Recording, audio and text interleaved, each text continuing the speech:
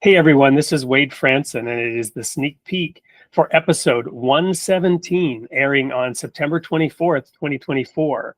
I'm your host, Wade Franson, and I'm here in the studio with Donna Aust, who has a remarkable story to tell. And I could not be more excited to be here in the studio with her this morning to do this sneak peek. Welcome, Donna. Thank you so much, Wade. It's a privilege and an honor to be here. Oh, likewise. And what intrigues me most about your journey and your story, which we're going to get into in depth in that show, which will air an hour long as usual, and sometimes we go over time, is that you transitioned from the New Age movement, as I think you called it, into a deep, meaningful relationship with Christ that transformed your life. So what was that moment like when you began to emerge from, let's say, a fog of New Age thinking? Yes. Well, I could actually pinpoint the moment because it was during my black belt test. So my black belt test consisted of 3 parts, 2 physicals, brutal physicals. That was a long time ago. And then a written portion of the test that I took a week off from work and worked at home. I think it was a typewriter. Was this karate black belt? What kind of black belt? Yes, martial arts, karate. Yep. And on that, so there was a philosophical portion of that test. And in that portion, it asked me the question, what is my personal truth? And something about that question just caught my attention, and I just stopped. And while I did not know a lot about the Bible, I was raised Catholic. I went to Catholic school, so I knew a little bit. And all I thought in that moment was, truth is truth. The world can't be round and flat at the same time. Either gravity works or it doesn't. And so I knew that, this idea of truth is relative made no sense to me. And I know that's a popular notion right now. It was then, and it still is today.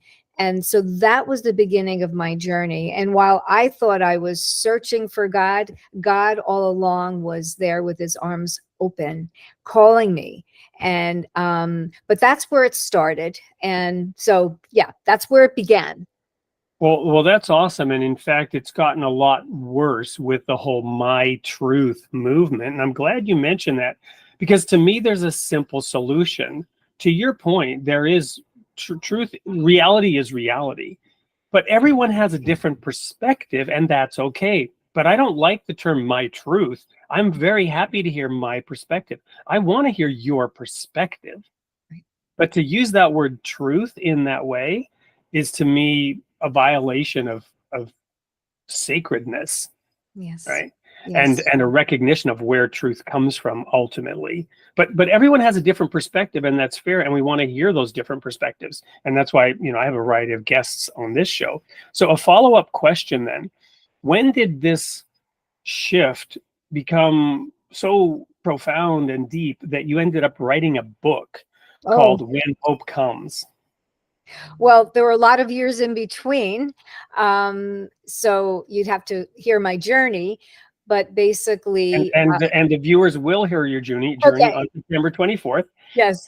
Well, I guess to sum all those years up, I just continued to grow in my faith, and I did eventually go to seminary because I was growing during those years in teaching, because I was a corporate trainer, but the book just was a natural progression of my growth and my heart to reach more people. I guess that's the best way to explain it. While I'm active in my local, a local church context and serving and teaching, I felt that, at this point in my life, that God wanted once more.